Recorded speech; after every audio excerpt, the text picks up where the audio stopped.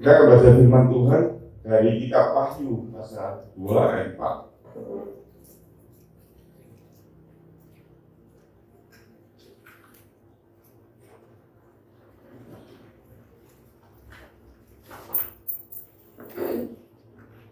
Wahyu 2 ayat 4, atau kita baca mulai ayat ini, judulnya perikopnya kepada jemaat di Efesus ya. Kepada jemaat di Efesus. Ini tentang pesan Tuhan. Kita mulai ayat 2 aja. Wahyu pasal 2 ayat 2. Saya bacakan ya. Aku tahu segala pekerjaanmu, baik jerih payahmu maupun ketekunanmu.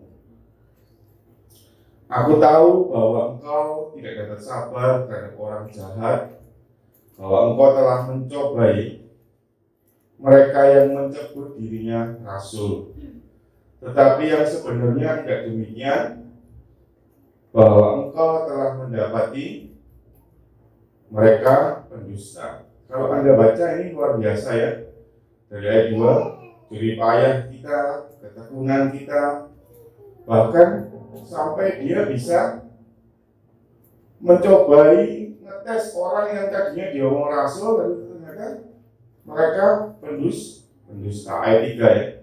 Dan engkau tetap sabar dan menderita oleh karena nama Tuhan. Luar biasa. Kalau Anda lihat ini luar biasa. Kalau Anda satu persatu Anda hayati firman ini luar biasa. Siapa yang sampai hari ini tetap bisa sabar dan menderita karena nama Tuhan? Tidak banyak. Kita paling banyak menderita karena kesalahan kita sendiri. Cara hidup kita, cara kita mengelola uang yang salah, cara makan yang salah sampai sakit. Dan ini Anda baca luar biasa. Dan engkau tetap sabar dan menderita oleh karena nama. Kalau saya membayangkan orang yang seperti digambarkan di Wahyu 2 ini luar biasa. Orang yang sangat rohani sekali, orang yang sangat penuh dengan kasih, orang yang sabar. Dan engkau apa? Tidak mengenal lelah. Luar biasa. Namun ini mirip dengan kaki tapi lebih halus ya. Namun demikian aku, hanya besar ya. Berarti siapa? Tuhan Yesus mencela karena engkau telah meninggalkan kasihmu yang semula. Di gereja ini memang tidak pernah ada seminar khusus membahas tentang tanda-tanda akhir zaman. Tidak pernah bahas sesuatu yang sifatnya teologi akhir zaman. Karena bagi saya dan bagi gembala kita, Pak Yusuf, itu sebenarnya bukan sesuatu yang penting sekali. Karena menurut saya pribadi, Anda tahu tanda-tandanya, Anda bisa mengartikan trompet itu apa, penunggang kuda itu apa. Itu tidak menjadi hal yang penting buat saya. Yang paling penting adalah Anda siap. Siapkan dirimu. Nah, salah satunya yang penting yang menurut saya perlu saya sampaikan kepada Anda adalah, namun demikian, aku mencela engkau karena engkau telah meninggalkan kasihmu yang semula. Ayat 5. Sebab itu ingatlah betapa dalamnya engkau telah jatuh. Coba Anda bayangkan di ayat 2, di ayat 3 kan digambarkan orang ini luar biasa, sangat rohani, bahkan dikatakan sabar menderita, jerih payahnya luar biasa, dan yang paling hebat tadi apa?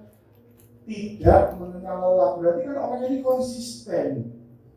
Nah, bertobatlah dan ayat 5 lanjutnya, dan lakukanlah lagi apa yang semula engkau lakukan. Jika tidak demikian, aku akan datang kepadamu dan aku akan mengambil kaki dianmu dari tempatnya jikalau engkau tidak bertobat. Ini gambaran lagi tambahan di ayat 6. tetapi ini ada padamu, yaitu engkau membenci segala perbuatan pengikut-pengikut Nikolas yang juga kubenci. Luar biasa. Kalau Anda lihat orang ini, kita ngomong orang aja ya, seseorang aja ya. Mungkin ayat ini sedang bicara seseorang ya. Itu luar biasa. Sabar menderita, jeripayanya tidak pernah lelah, bahkan sangat rohani itu Pak. Pak, kok bisa dikatakan orang ini rohaninya luar biasa tuh? Coba Anda baca ayat itu. Dia melihat rasul palsu dan dia bisa menguji sehingga dia bisa ngomong ini pendusta. Orang yang bisa menguji nabi palsu itu rohaninya tidak biasa. Orang yang bisa membuktikan bahwa rasul palsu itu tidak biasa. Yang jelas ini mungkin bukan jemaat yang baru bertobat, mungkin jemaat yang sudah lama atau mungkin hamba Tuhan. Kalau Anda lihat di sini penting sekali saya berdoa supaya ibadah kita yang setiap minggu rajin ini, kehidupan sehari-harimu, Anda menjaga imanmu, Anda menjaga hidupmu benar. Saya kok sangat takut ya. Kalau nanti di akhir zaman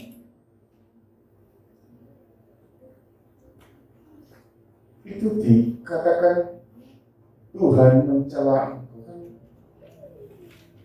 kayak sia-sia gitu loh apa yang kita lakukan. Hanya karena apa? Engkau meninggalkan apa? Kasihmu yang sempurna.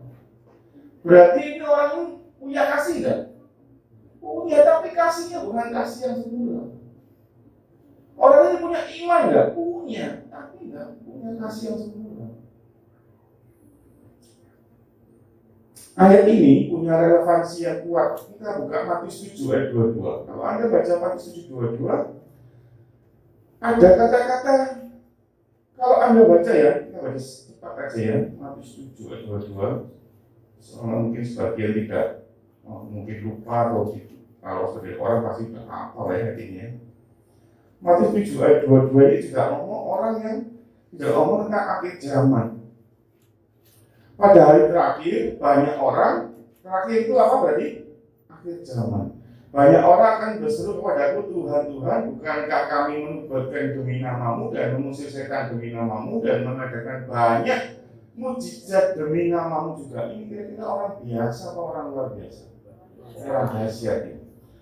Dan pada waktu itulah aku, Absa, Tuhan, akan berterus terang kepada mereka dan berkata, aku tidak pernah mengenal kamu, menyalah daripadaku. Ini kan ayat ini mirip ya. Di Matius, di Wahyu 2 ngomong jeripayahmu, ketekunanmu, sabar menderitamu. Tapi aku mencela.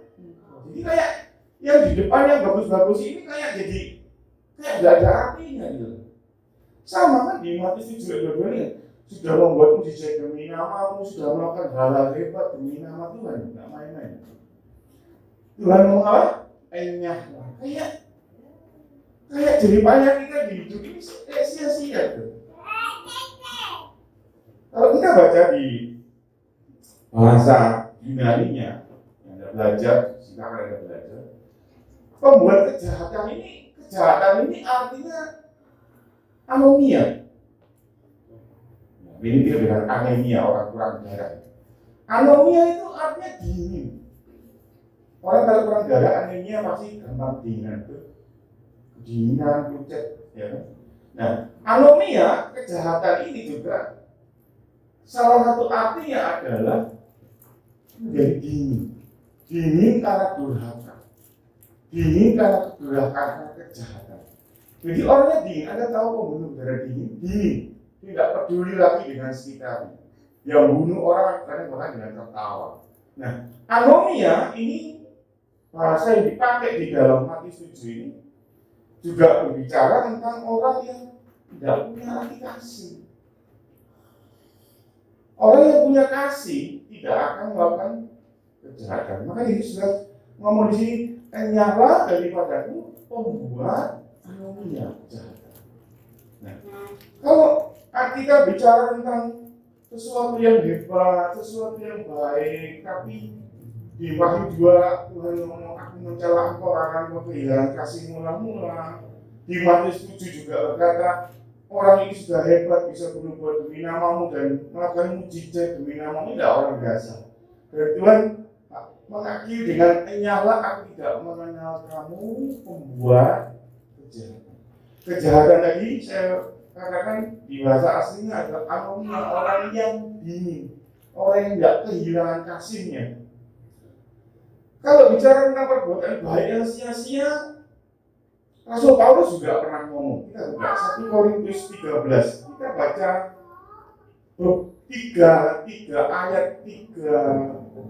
kutipan ayat ini yang sebenarnya mirip relevansinya karena bagus, ujungnya dikatakan sia-sia. Kita buka 1 Korintus 13 ayat 1 sampai 3. 1 Korintus 13. Karena kasih, ya loh. Dari anomia adalah orang yang tidak ada kasih. Sekalipun aku dapat berkata-kata dengan semua bahasa manusia. Siapa yang bisa dua bahasa ini? Saya Inggris cuma ngerti baca, ya. Ngomong nggak bisa. Nah, siapa yang sini bisa bahasa Mandarin sama Indonesia? Saya Mandarin bisa cuma IO 1, IO sampai 10 tidak bisa. 1000, 2000 bisa, bahasa Mandarin tidak bisa. Ini hebat sekali. Sekalipun aku dapat berkata-kata dengan semua bahasa manusia dan bahasa malaikat, bayangkan. Saya bisa bahasa malaikat, bahasa roh lah. Ya. Tetapi jika aku tidak punya kasih, aku sama dengan apa? Gong yang berkumandang dan canang yang gemerincing. Sekalipun aku mempunyai karunia untuk bernubuat dan aku mengetahui segala rahasia dan memiliki seluruh pengetahuan, sekalipun aku memiliki iman yang sempurna. Saya tidak berani mempunyai iman sempurna. Imanku kecil. Ini ngeri. Iman yang sempurna. Untuk memindahkan gunung, tetapi jika aku tidak mempunyai kasih, aku sama sekali tidak guna. Ayat 3. Banyak di bawahnya ini, tapi kita sampai ayat 3 aja. Dan sekalipun aku membagi-bagikan segala sesuatu yang ada padaku, rotimu, uangmu, berkatmu, yang Anda kasih, bahkan menyerahkan tubuhku untuk dibakar. Ini luar biasa. Ini gambaran orang yang luar biasa. Tetapi jika aku tidak mempunyai kasih, sedikit pun tidak ada faedah. Ini mirip kan? Korintus ngomong, Matius ngomong, Wahyu ngomong. Kayak segala sesuatu yang tadinya hebat, tapi ternyata nggak ada gunanya.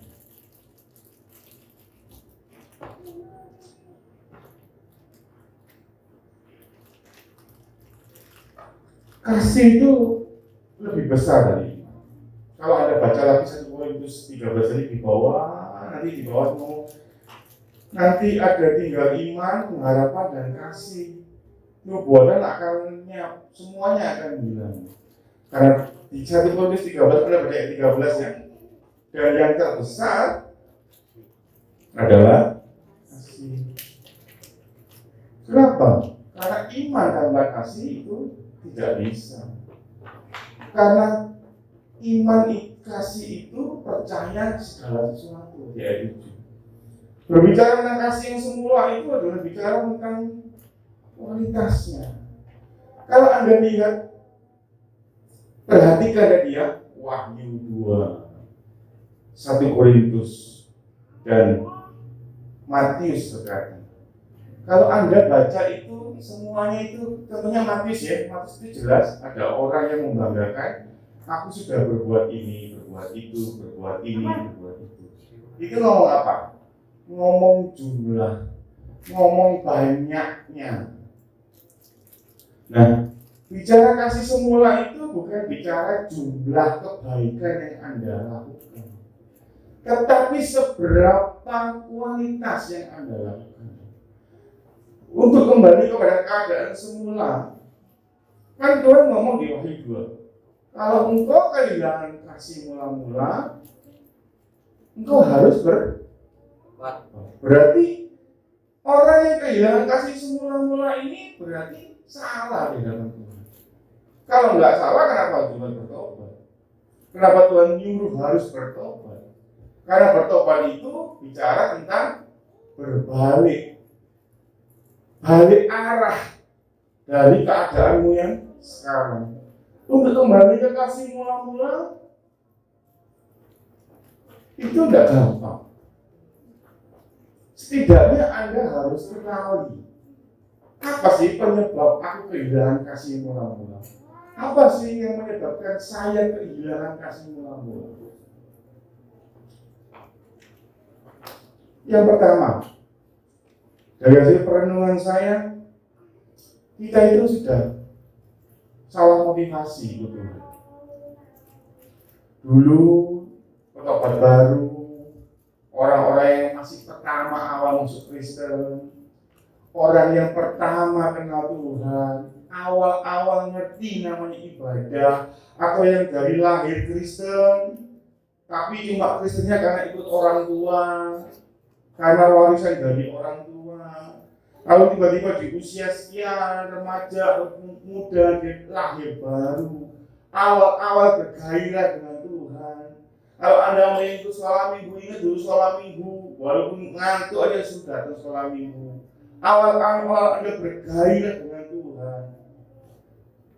Coba Anda perhatikan, motivasimu ikut Tuhan. Rata-rata orang yang cintanya mula-mula, orang-orang yang kasih mula-mula, itu tidak banyak untuk Tuhan. Betul apa betul? Orang yang motivasi awalnya ikut Tuhan, saya coba kita ajak Anda banyak, kita berpikir lagi. Anda itu jadi Kristen itu karena apa sih?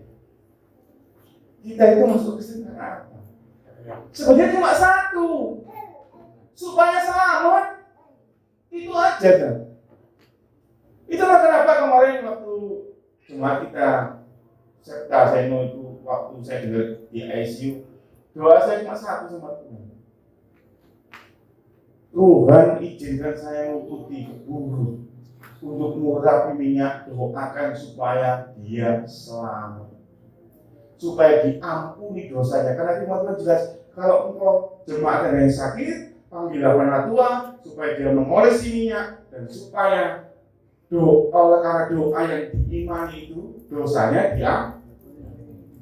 Makanya saya berani ngomong sama keluarga hari ini saya sudah di Firdaus.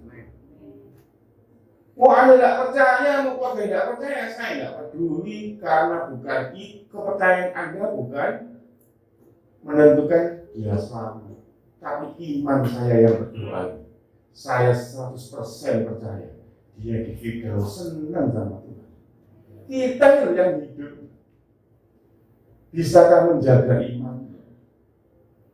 Nah, motivasi itu kadang-kadang jadi nambah-nambah.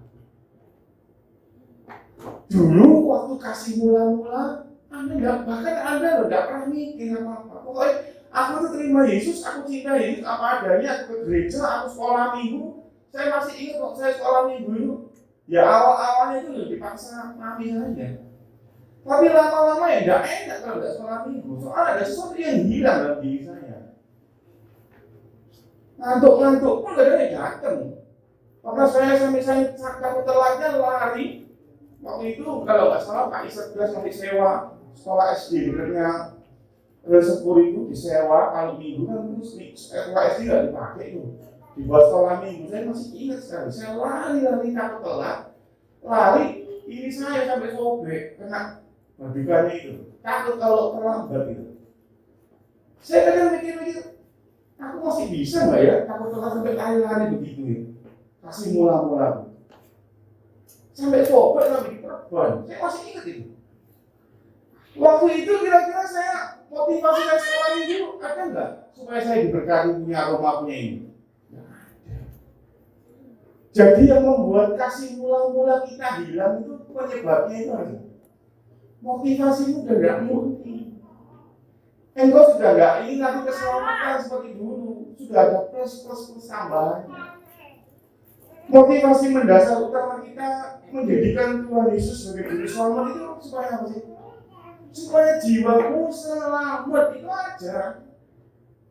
Nah, kadang-kadang motivasi kita nambah-nambah karena mungkin dengar khotbah, dengar ajaran-ajaran, dengan doktrin-doktrin, sudah tidak murni lagi.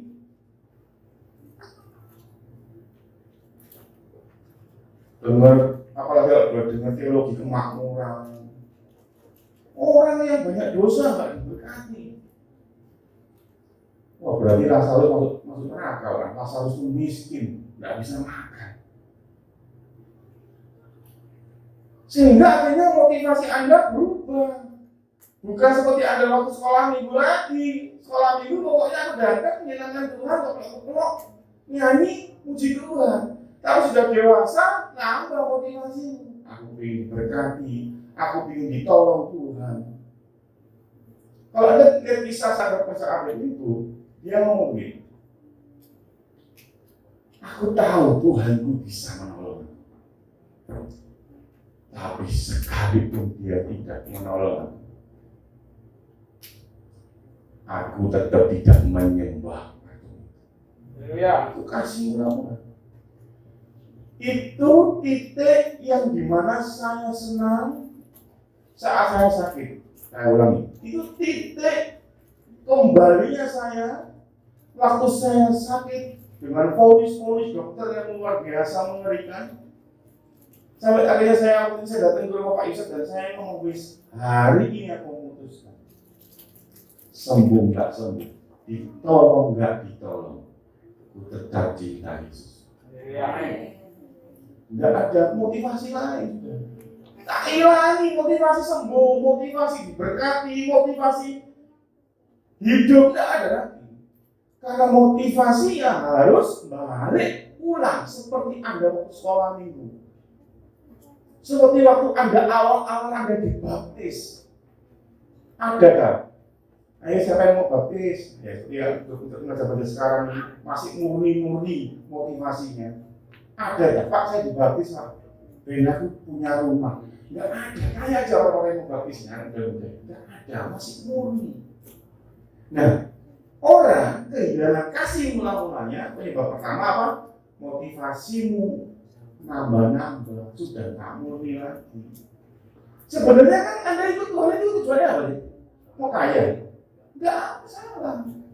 Enggak pernah.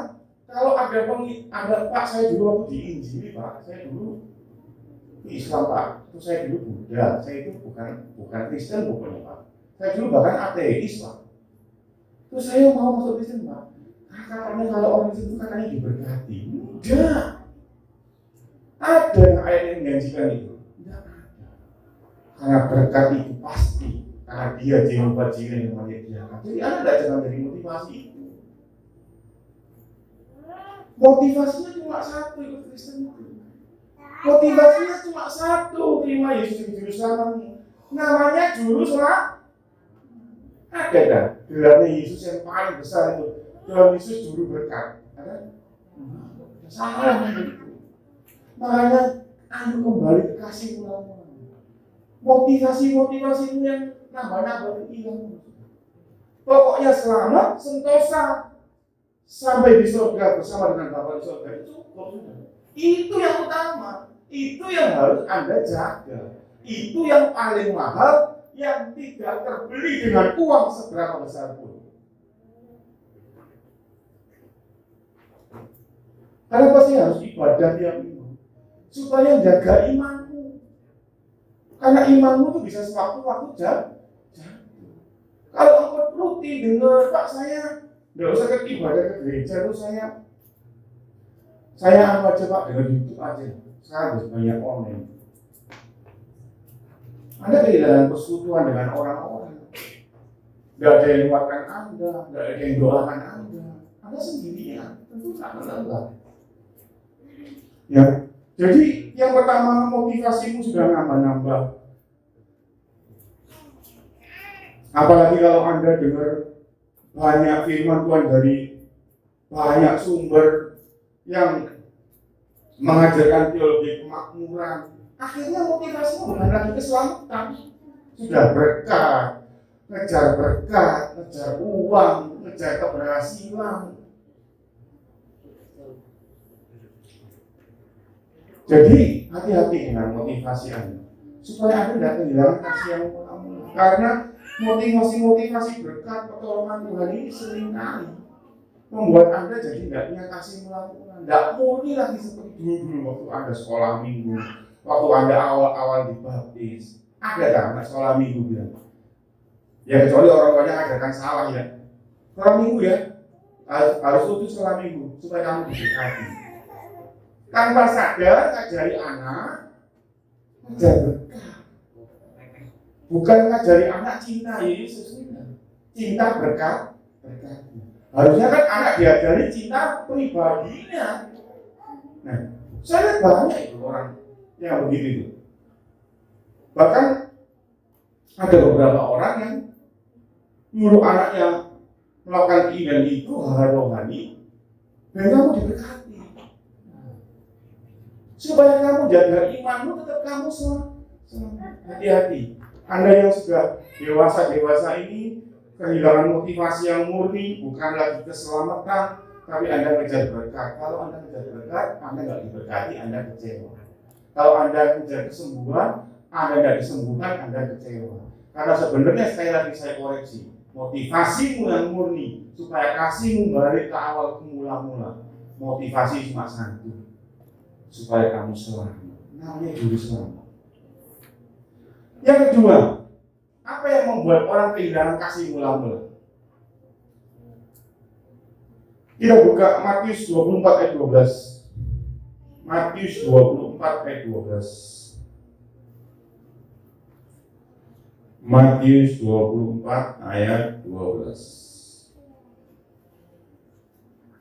Dan karena makin bertambahnya kedurhakaan, maka kasih Anda dan saya, kebanyakan orang akan menjadi ini. Tetapi ini ya, orang yang bertahan sampai pada kesudahnya akan selamat. Orang yang bertahan dengan kasih mula-mulanya sampai kesudahannya akan selamat. Loh, ini penyebab kedua yang penting yang membuat orang kehilangan kasih mula-mula itu karena secara alami ya, ini alami ya, secara alami natural, manusia itu akan cenderung berbuat baik kepada orang yang baik kepada dirinya. Oh, aku kemarin dia jahat sama aku, apain aku baik? Kecenderungannya manusia itu natural seperti itu. Namun Tuhan Yesus mengajarkan bahkan kita harus mengasihi musuh kita. Nggak percaya? Lukas 6 ayat 33. Satu orang bacakan. Lukas 6 ayat 33.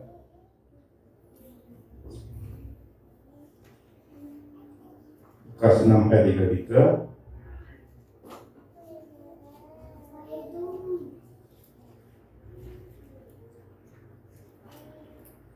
Sebab jika kamu berbuat baik pada orang yang berbuat baik pada kamu, apakah jasamu? Orang-orang yang berdosa pun berbuat demikian. Jadi Anda tidak ada bedanya dengan orang berdosa. Kalau Anda cuman berbuat baik kepada orang yang baik kepada Anda. Makanya Tuhan itu mengajarkan kita untuk kita mengasihi bahkan musuh-musuh kita. Ayat 35, tetapi kamu kasihilah musuhmu dan berbuat baik kepada mereka dan pinjamkan dengan tidak mengharapkan balasan. Maka upahmu akan besar dan kamu akan jadi anak-anak Elohim Tuhan yang Maha Tinggi. Sebab Ia baik terhadap orang yang tidak tahu berterima kasih dan orang. Jadi yang kedua, kedurhakaan orang itu membuat kasih mula-mula kita menjadi luntur. Kenapa? Karena kita punya kecenderungan untuk baik kepada orang yang baik kepada kita. Kasih semua orang, termasuk yang tidak pantas Anda kasih. Saya ulangi. Ini quotes dari saya. Karena banyak quotes ya. Saya kasih quotes supaya Anda itu simple, sederhana. Kasih orang, termasuk orang yang Anda pikir itu tidak pantas dikasih. Anda tahu Pak Jenderal FS yang dihukum mati itu? Tahu ya? Tidak sebut merek ya, inisial FS. Nanti saya dituntut. Kalau orang itu sekarang di depanmu jatuh glosor, buat tolongin ya? Benar. Gak gemes tak? Kapok makanya jajar ketimbang. Karena Anda pikir dia tidak pantas dikasih. Jangan. Makanya quote saya jelas. Kasihi termasuk orang yang Anda pikir tidak pantas Anda kasih. Karena itu Tuhan. Itu ajaran Tuhan. Kalau dia ngelosor di depanmu, saya sering ngomong sama istri saya. Ada beberapa mantan bos saya yang nggak adil sama saya. Saya bilang sama dia, di depanku dia jatuh, di depanku dia diganggu orang. Tak tahu. Tidak ada hubungannya. Karena kasihmu tidak boleh dingin karena kedurhakaan orang. Supaya kasihmu lama-lama tidak hilang. Maklumi semua kesalahan, termasuk quote saya ini kalau Anda berikan status, tak jamin like-nya banyak. Belum tak percaya. Tak share di kopi, tak share di cubit-cubitan. Jangan ngomong dari saya, dari kamu aja yang dapat kemuliaan. Maklumi semua kesalahan, termasuk yang kita tahu itu tidak pantas dimaklumi. Saya pernah khotbahkan kan, tips untuk ngampuni yang paling gampang itu adalah memaklumi. Karena itu caranya Yesus itu memberi. Tuhan ampunilah mereka, sebab mereka tidak tahunya. Kalau Anda belajar di bahasa Yunani-nya rumit, tak simpulkan aja. Tidak tahunya itu tidak sadar sampai ke hati bahwa itu salah. Tidak ada nulis pengetahuan bahwa dia itu Mesias. Karena terbuktinya apa? Waktu gempa bumi, Yesus mati, yang tadinya maku, yang tadinya nusuk, yang tadinya ngomong apa? Dia itu anak Tuhan. Berarti benar nggak tadi Yesus bilang? Dia tidak tahu kalau aku anak Tuhan. Ya itu memaklumi. Jadi maklumilah orang lain supaya kasih ulang-ulang nggak hilang. Meskipun Anda tahu tidak pantas dimaklumi. Yang terakhir, ampuni semua orang yang termasuk. Tidak ada pengecualian yang termasuk. Ampuni semua orang termasuk yang kita tahu dilakukan dengan sengaja. Wah, susah ini. Kita kalau memaklumi orang itu tidak tahu kan masih gampang ya. Tapi kalau dengan kamu kok gini, aku tuh kamu sengaja. Iya sengaja aja kok kamu. Nah itu sulitnya. Apalagi kalau kita tahu yang salah itu adalah hamba Tuhan. Tambah. Bisa kok.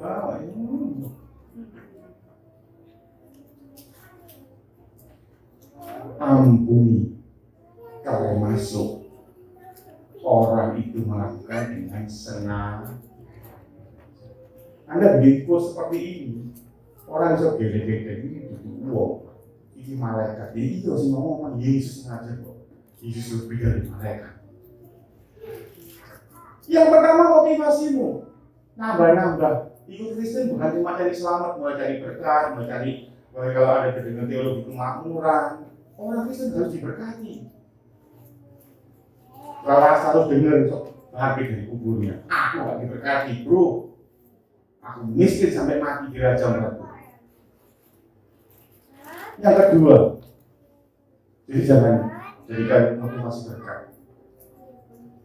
Kalau ada nilai sadar Mesa dan Abed itu sekalipun tidak ditolong, aku tetap cinta Yesus.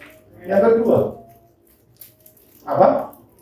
Kedurhakaan orang yang membuat kasihmu jadi engkau mulai mikir orang ini pantas, gak pantas dikasih, orang ini gak pantas, tidak boleh. Semua, kalau patokannya itu jelas, kasihlah musuh-musuh, beri makan mereka. Yang ketiga, yang membuat orang kehilangan kasih mula-mula itu adalah, kita buka Matius 6 ayat 24. Matius 6 ayat 24, selesai terakhir. Pokoknya Anda tahu, Anda tidak boleh kehilangan kasih mula-mula, dan Anda tahu yang menyebabkan. Kalau Anda tahu penyebabnya kan lumayan, Anda bisa mengantisipasi dan cari tahu akar masalah di hidupmu. Matius 6 ayat 24, firman Tuhan demikian, tak seorang pun dapat mengabdi kepada Tuhan, karena jika demikian, ia akan membenci yang seorang dan yang mengasihi yang lain, atau ia akan setia kepada yang seorang dan tidak mengindahkan yang lain. Kamu dan saya tidak dapat mengabdi kepada Tuhan dan kepada Mammon. Siapa Mammon? Bukan tetangga sebelah ya. Cari namanya Mammon, tidak ada. Atau kamu cari Anda raja, ada nggak ya presiden namanya Mammon? Mungkin ada, tapi bukan itu maksudnya. Anda tidak bisa mengabdi kepada Mammon, pada uang, juga sekaligus kepada Tuhan. Dikatakan Mammon itu hamba yang baik, tapi Tuhan yang jahat. Kalau Anda menjadikan Mammon itu hamba, boleh, tapi tidak boleh menjadikan dia Tuhan. Ayat ini jelas-jelas ngomong bahwa kalau kita mengabdi kepada Mammon, kita menjadi hamba uang, kita pasti akan tidak memedulikan Tuhan yang lain. Siapa itu? Tuhan. Kalau Anda tidak memedulikan Tuhan yang lain, kira-kira Anda bisa mengasihi Tuhan tidak? Tidak bisa. Makanya pada bab ketiga, orang bilang kasih mula-mula itu adalah dia sudah pindah kewarganegaraan dari hamba Tuhan menjadi hamba menjadi jemaat Tuhan, jadi jemaat Mammon. Menjadi umat Tuhan, jadi umat Mammon. Dosa di sini. Oh, Anda sudah ganti KTP. KTP-mu bukan warga negara Republik Indonesia misalnya. Anda sudah jadi warga negara Republik Tiongkok misalnya. Ya tidak mungkin Anda patuh pada Pak Jokowi. Sama. Jika Anda sudah pindah jemaat jadi jemaat Mammon, maka Anda tidak akan mengindahkan lagi kasih yang mula-mula. Pasti itu. Pada akhir zaman manusia akan mementingkan diri sendiri dan menjadi hamba Mammon. Kita baca 2 Timotius 3 ayat 2. 2 Timotius 3 ayat 2.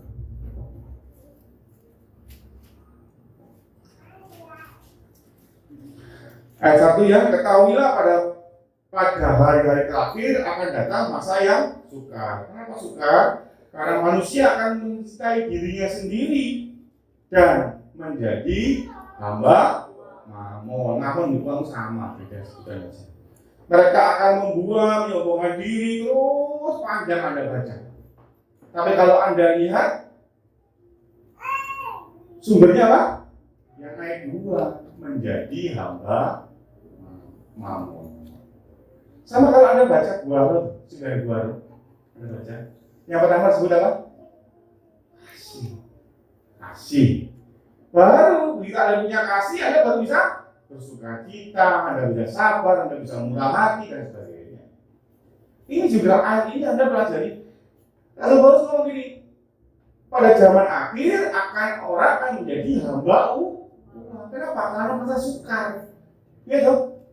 Buat aku aja nggak cukup kok. dari buat orang lain.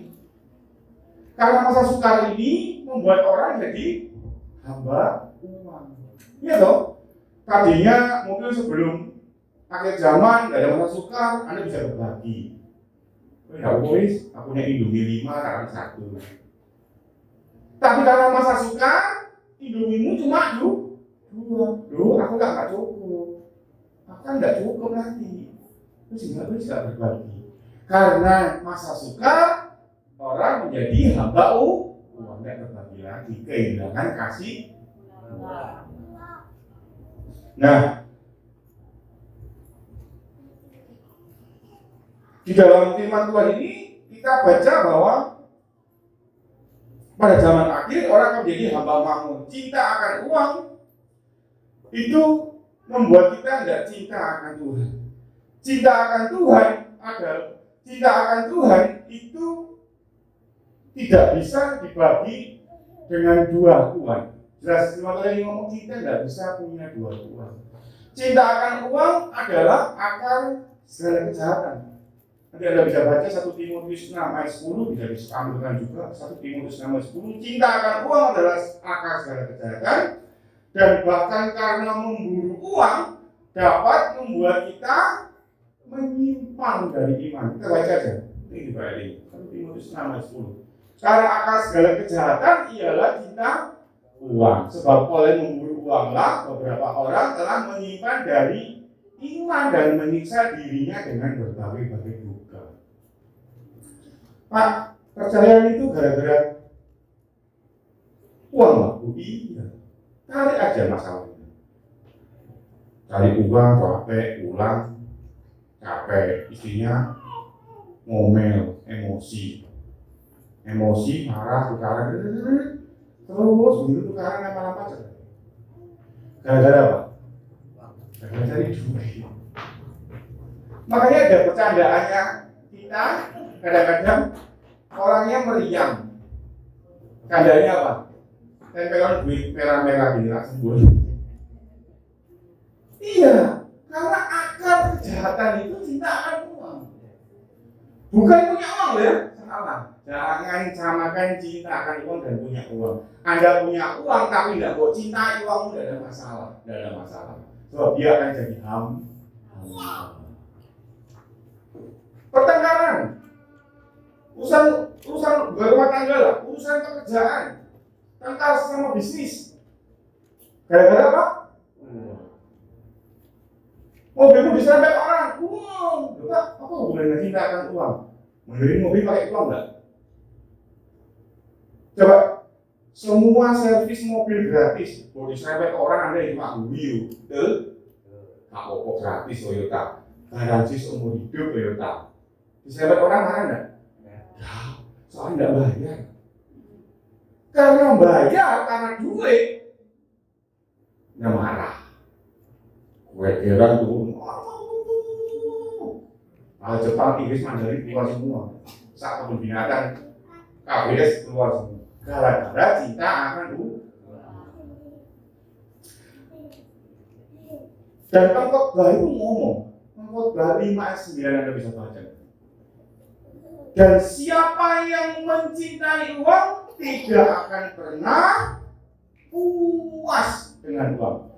Kalau hari ini ada yang berani ngomong sama saya, Pak, saya sudah puas dengan uang saya.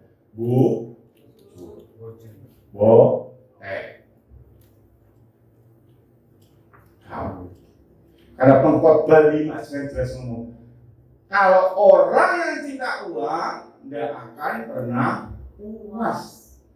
Jadi hari ini koreksi diri sendiri. Kalau engkau tidak puas dengan uang yang kau miliki, hati-hati, tanda-tanda Anda cinta.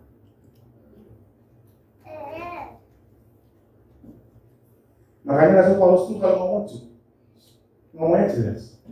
Asal ada makanan dan pakaian, asal loh. Bukan karena kalau pakaianmu merek Nevada cukup.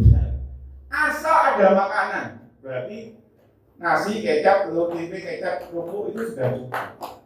Asal ada makanan yang asal, pakaian yang Kalau Anda bisa punya yang lebih bagus, tidak ada apa-apa. Tapi jangan gara-gara Anda kepingin yang bagus, Anda jadi tidak bersyukur di Tuhan dengan apa yang tidak bagus. Jangan karena Anda kepingin sesuatu yang lebih bagus, lalu membuat Anda jadi ngejar uang dan jatuh dalam berbagai pencobaan. Orang-orang yang cinta uang itu ciri-cirinya itu gampang. Tadi saya ngomong yang pertama. Kalau sekarang Anda lihat dompetmu dan Anda tidak bisa bersyukur, Anda akhirnya tidak puas. Kalau Anda puas itu tanda-tanda orang jatuh cinta uang. Kan kalau orang jatuh cinta kan namanya ada ya, lamun. Jangan ngomong nggak konsen, mikirin kekasihnya. Ya dong, orang jatuh cinta itu kan caranya macam-macam. Nggak langsung makan, ada namanya. Cinta kan juga ada tandanya. Jatuh cinta apa enggak? Bukaan rekeningmu, lihat ATM-mu, Anda bisa bersyukur. Kalau enggak, berarti Anda ada tanda-tanda tidak puas. Dan pokok Balima sudah ngomong apa? Cinta akan uang, orang itu tidak akan pernah puas. Orang tidak puas tidak akan bersyukur. Selalu ingin Pak, masa ada orang ini, saya itu sering dikasih anak muda ya. Pak, orang ini kan boleh, ini orang-orang yang sudah kena yang lebih kemakmuran. Ngomong gini sama saya. Pak, kan kita punya hak diberkati. Iya, punya hak, tapi jangan cinta. Jangan membuat ego jadi jatuh dalam mencoba. Akhirnya utang lah, gak bersyukur lah, kan ini dosa. Nah, tanda yang kedua, orang itu mulai cintakan uang itu, orang itu mulai sulit berkorban. Diajak nabur sulit, ngasih persembahan miris yang paling kelirnya abu-abu. Ada kelir yang sekarang paling bahaya itu adalah 1000 itu warnanya apa ya? Hijaunya tetap nggak jelas, hijau fokus. Goreng isi ini. Nggak si merah ini orangnya pemalu, nggak mau keluar. Yang hijau. Dulu hijau itu gambar apa? Bedes itu kan? 500 itu loh. Makro ini itu, nah itu. Kalau zamanku selama minggu gede itu. Ngasih itu perlu iman yang besar. Jadi nggak cukup di sepak sawi, iman yang sebesar keyboard ini untuk ngasih 500 rupiah itu beneran. Karena setelah saya ngasih itu, saya tahu pulang nggak bisa makan kerupuk opil gitu. Depan sekolah minggu itu. Saya tahu, tapi nggak masalah. Nah, salah satu orang cinta akan uang itu, orang itu sulit berkorban. Uangnya sih ngasih orang. Hatinya beku. Dan orang susah itu diem. Ngomong masalah berkorban ya, saya ini nggak ada maksud ngomong gini, bahkan nggak ada maksud dari Pak Gembala, sumpah nggak diomong. Cuma saya itu tiba-tiba balik saya tadi sore, tadi pagi, kamu ngomong sama, kan kita ini kan sejak pandemi belum ada sekolah minggu lagi ya. Saya itu punya kerinduan, saya udah ngomong sama Pak Isa. Saya ini ada sekolah minggu lagi. Saya ada rencana ya, doakan aja supaya saya tidak selingkuhan dan Tuhan mampukan. Saya ingin kasih satu ruangan sekolah minggu misalnya di kamar saya, nggak saya pakai lagi, mau saya edit dan sebagainya. Tapi itu kan keinginan saya harus di AC, harus di ya itu perlu suatu pengorbanan yang nggak sedikit ya, karena kondisi saya juga masih saya belum sepenuhnya kerja. Saya ada pesan gini, sebelum nanti ada sekolah minggu lagi, tolong ajari anak-anakmu yang kecil-kecil ini ngasih persembahan supaya apa? Supaya engkau ngajari anakmu dari kecil itu tidak cinta akan uang, tapi cinta akan Tuhan. Saya tidak ngomong jumlah ya, saya tidak ngomong jumlah, jangan sensitif. Orang masalah duit ini masalah sensitif. Bisa orang pindah gereja gara-gara duit. Enggak, jangan. Kalau Anda pindah gereja gara-gara gembalamu ngomong perburuan, kasih tahu ya. Tanda-tanda Anda cinta. Kalau Anda lagi tipe jemaat yang sensitif, kalau gembalamu ngomong duit, hati-hati kau sudah jatuh cinta dan demikian dalam sama Allah. Saya tidak ngomong jumlah, tak ulangi tidak ngomong jumlah. Saya sarankan, tidak ada satupun manusia kecil dan besar dan dewasa dan tua di bumi, di di gereja ini yang kalau minggu nggak kasih persembahan. Saya sarankan kasih. Saya kemarin komen di TikTok, hamba Tuhan besar tidak ikut nama. Besar. Saya gede ini awalnya gede, gereja ini gede, cuma ada 2.000 orang. Jadi lagi, saya kita sama istri saya bersama semua. Aku komen di ambil khotbah. Dia bilang, saudara, Tuhan itu nggak butuh uang Anda. Kalau Anda nggak punya uang, nggak usah keperluan. Kalau Anda nggak punya uang, nggak usah ngasih persembahan. Tuhan nggak butuh. Tuhan bisa cukupkan gereja ini. Mati itu gini. Gereja mulai. Gereja ini yang bisa desa itu sih disuruh Pak Yusak kursi nggak ono. Ini apa itu? Tapi bukan itu masalahnya. Karena saya tahu akhirnya juga Tuhan bisa menggerakkan orang dari luar Jawa untuk berkat gereja di Kalimantan itu. Tidak, bukan itu poinnya. Poinnya adalah engkau mendidik jemaatmu cinta akan uangnya. Karena bukan masalah jumlahnya.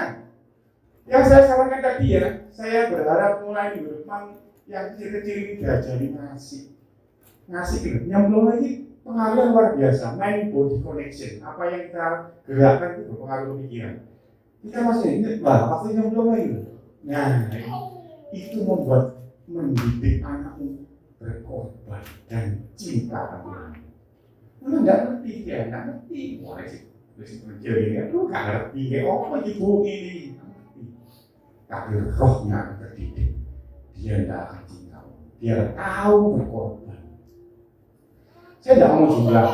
Kalau Anda bisa, contoh gini ya, tak kasih tahu triknya. Tapi saya tidak ajari loh ya. Ini triknya aja. Kalau Anda ngomong uang Anda cukup, Anda biasa ngasih 1 juta persembahan. Ya, persembahan ya buat keperluan. Amin. Oh, banget. Perumpamaan ini dahsyat tuh. Tidak boleh tanya istri saya dulu waktu menikah sama nggak menikah saya ngomong, aku dulu nggak menikah sekian persembahan, pun jadi kilo, oke aku. Jangan walaupun yang masukin tangan istri saya, tapi itu sudah kesepakatan dan itu pasti naik, tidak akan turun bulan. Biasanya nggak peduli, gajinya naik, tapi itu nggak peduli karena saya tahu cintaku harus naik. Kasih triknya, kalau Anda ngomong jumlah ya, itu mau. Ya, itu mungkin Anda lagi mulai jatuh cinta sama uang, nggak apa-apa. Tapi kalau memang benar-benar nggak cukup ya, saya sarankan untuk ngasih. Karena itu didik anakmu, mewariskan rohani padamu yang nggak terbeli. Contoh, budgetmu 1 juta setiap persembahan, amin. Enggak amin, enggak itu, aku amin. Budget tak lagi, misalnya anggaranmu setiap minggu kan persembahan loh, kantor bulan loh. Bayarmu dewi berpulang piro bis. Persembahanmu 1 juta, amin. Iman yang mengambil, amin. Nah, 1 juta kan ada yang ngasih yang belum mau. Berarti 100 ribuan, 10. Anakku telu. Bagi naik 1. Totalnya tetap 1 juta. Tidak ada alasan kan? Tapi ngajari anakmu nyemplung itu loh penting. Ngajari anakmu berkorban itu sih nanti. Sampai nanti ada sekolah minggu. Karena sekolah minggu ada kolek. Itu ngajari orang, bukan butuh duitnya. Kalau nggak percaya tanya bupati sih dulu ngelola dia. Tombok kayak dia. Tanya sana. Nek wis nakal dulu bingung. Dia ini udah cukup. Gua ada sumbangan orang murah yang ngomong. Tris, ini nyumbang kopi, puji Tuhan. Nah ini kenapa saya diberkati? Dia kurang biro, nambahin lagi. Tanya, tombok. Jadi bukan masalah Tuhan nggak butuh uang, tapi ngajari anakmu tidak cinta akan uang, tapi cinta pada Tuhan. Jadi saran saya itu ya, ngomong tentang berkorban. Karena satu ciri orang cinta akan uang adalah orang itu sulit berkorban. Nah berkorban itu harus diajari sejak kecil, harus. Dia nggak ngerti ya kalau ada yang ngajari. Nah, trik saya tadi gitu, persembahan 1 juta, ya bagi naik. Kamu 700, anakmu 3, 1 kan, kalau 1 juta ya. Tapi kalau nggak Pak, saya mau belajar berkorban Pak, lebih sakit lagi, karena korban itu sakit. cuma dapat dulu 1,5 juta, saya 1,5 juta. Ya apa-apa, itu lebih bagus. Tapi jangan utang ya, jangan utang nanti semua. Cukupkanlah dengan apa yang ada pada. Oke, itu pesan tambahan aja. Dan pemicu utama cinta akan uang adalah karena seringkali kita tidak dapat membedakan mana yang itu keinginan, mana yang itu kebutuhan.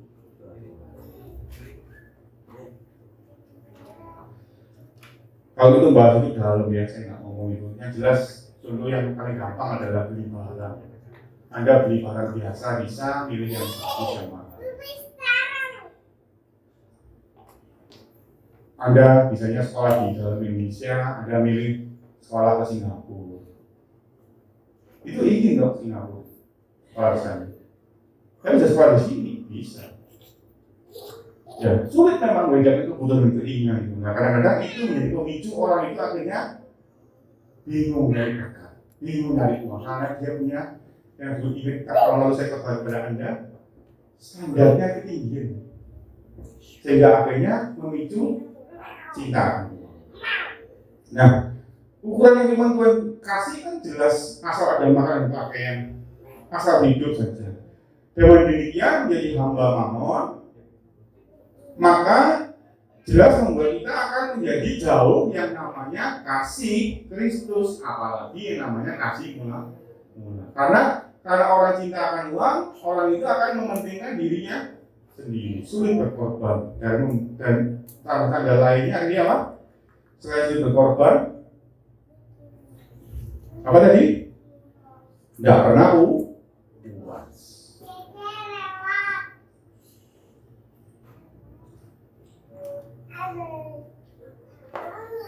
Kita buka Lukas ayat 18 ayat 8. Kenapa sih kok Efesus ini ngomongnya tentang ini pesan Tuhan di akhir zaman? Karena waktu nanti kita di akhir zaman ini, saat anak manusia itu datang, dia akan tanya, adakah iman di muka bumi? Saat Tuhan datang itu tidak nanya arloji itu merek apa, dia tidak akan nanya mobil merek apa, dia tidak akan nanya rumahmu kontrak apa beli, dia tidak akan nanya berapa tabunganmu, dia tidak akan nanya apapun yang Anda punya, tapi dia akan apa? Apa? Aku berkata kepadamu, Yesus ia akan membenarkan mereka, akan tetapi jika anak manusia itu datang, adakah ia mendapati iman di bumi? Jadi kita jelas baca di firman Tuhan, sekalipun aku punya iman yang sempurna dan bisa memindahkan gunung, tapi jika kita tidak punya kasih, apa tadi? Tidak ada faedah. Mari kita bangkit berdiri, kita sending di musik maju.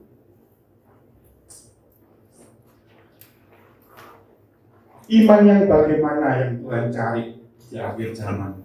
Iman yang sempurna? Bukan. Tetapi iman yang berpengharapan, yang setia, terus-menerus, yang konsisten. Dan yang paling penting bukan cuma iman yang sempurna yang penting, tetapi iman yang didasari kasih, yang tidak menjadi dingin karena kedurhakaan akhir zaman, dan terus berkorban dan punya kemurnian seperti kasih yang mula-mula. Kita baca satu kali lagi Wahyu 2:5.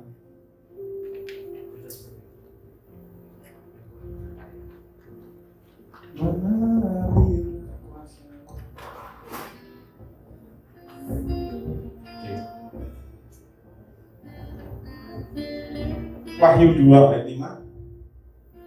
Kalau ditampilkan.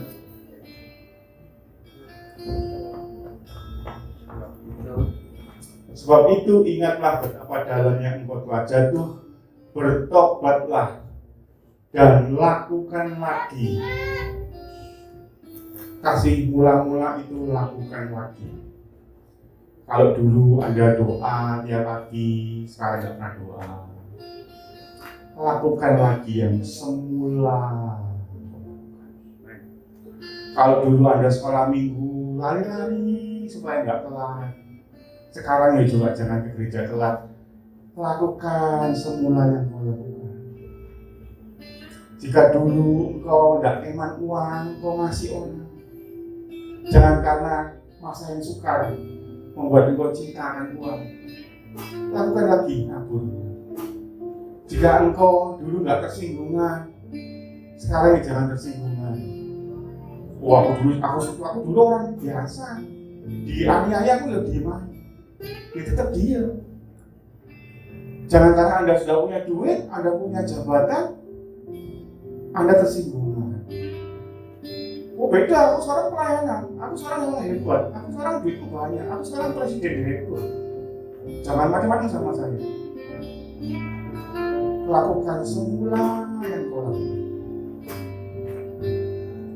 Jangan sampai Anda mengalami yang menderita seperti saya. Lalu saya sadar kasih mula-mula. Saya berdoa Roh Kudus mau mengalir hari ini. Pulihkan kasih yang semula-mula ini. Hancurkan tanah kering. Tuhan, kasih kami kering Tuhan.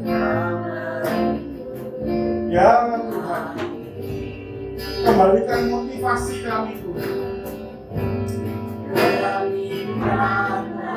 Jiwaku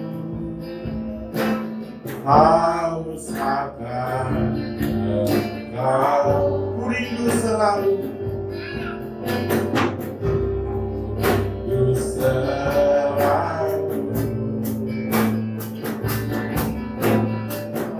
Lindungi hidupku, memulihkan jiwaku, memulihkan jiwa. Hapuskan air mataku, hapuskan air mataku. Mengalir Tuhan kasih yang sempurna. Mengalirlah kuasa Roh Kudus. Mengalirlah di tempat ini. Mengalirlah.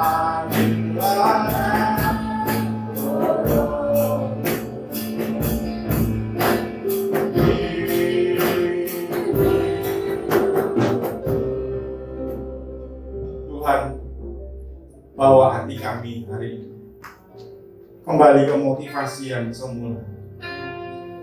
Dulu kami rajin melayani, kami sekarang malas melayani. Dulu kami rajin ke gereja, sekarang kami sedikit aja gak bisa, kami langsung bolos ke gereja. Dulu kami Tuhan murni hati kami mencari Engkau karena kami benar-benar cinta. Tapi kami sekarang tergoda cinta akan uang. Kami terlalu banyak keinginan. Kami terlalu banyak dicobai oleh keinginan-keinginan kami. Sehingga kami akhirnya tanpa sadar kami menjadikan Tuhan kami bukan lagi Tuhan, tapi mamon Tuhan. Ampuni Tuhan, ampuni bawa kami mengalirlah kuasa Roh Kudus, mengalirlah kasih-Mu mengalirlah di tempat ini, mengalirlah.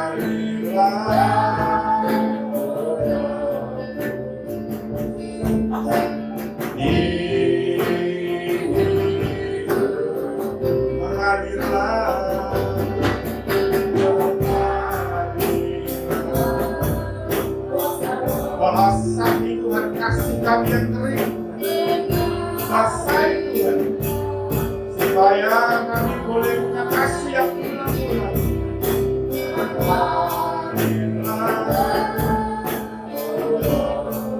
Roh Kudus Engkau berbicara pada mereka, ingatkan jemaat tentang kasih mereka yang dulu semula-mula.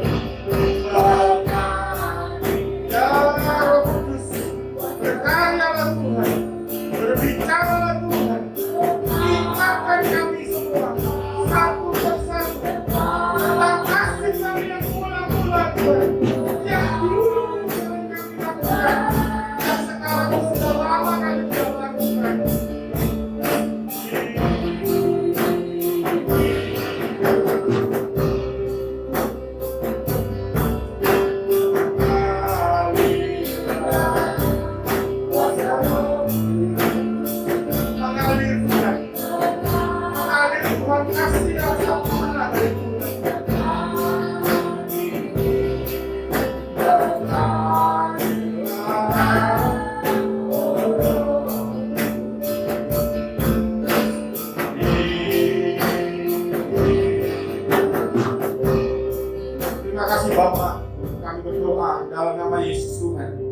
supaya Engkau bawa jemaat kawanan yang kecil ini kembali punya kasih yang mula-mula, supaya Engkau tidak mencela kami saat kami datang kepada Engkau di surga. Karena akhir zaman itu hanya berbicara, kalau tidak Engkau yang datang, ya kami yang datang kepada Engkau lebih dulu. Dan kami tidak mau Engkau tidak mendapati kami punya iman. Tapi kami juga tidak mau kami punya iman yang sempurna, tapi kami tidak punya kasih karena tidak ada faedahnya buat kami. Kami mau Tuhan, sekarang ini aku berdoa dengan darah Yesus, aku cabut segala akar cinta akan uang, segala roh cinta akan uang, segala daging cinta akan uang. Saat ini aku ikat, aku patahkan, aku hancurkan, aku cabut dari hidupmu, supaya hari ini Engkau kembali kepada warga negara kerajaan surga. Engkau tidak menjadi umat Mamon tapi umat Tuhan.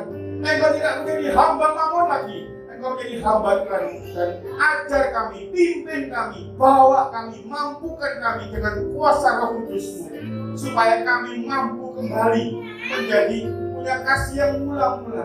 Kami mampu kembali Tuhan beralih dari kerajaan kamu menjadi kerajaan Tuhan. Kami percaya karena cinta akan uang itu sangat membuat Engkau Tuhan cemburu pada kami, karena Tuhan itu adalah Tuhan yang pencemburu. Tuhan terima kasih.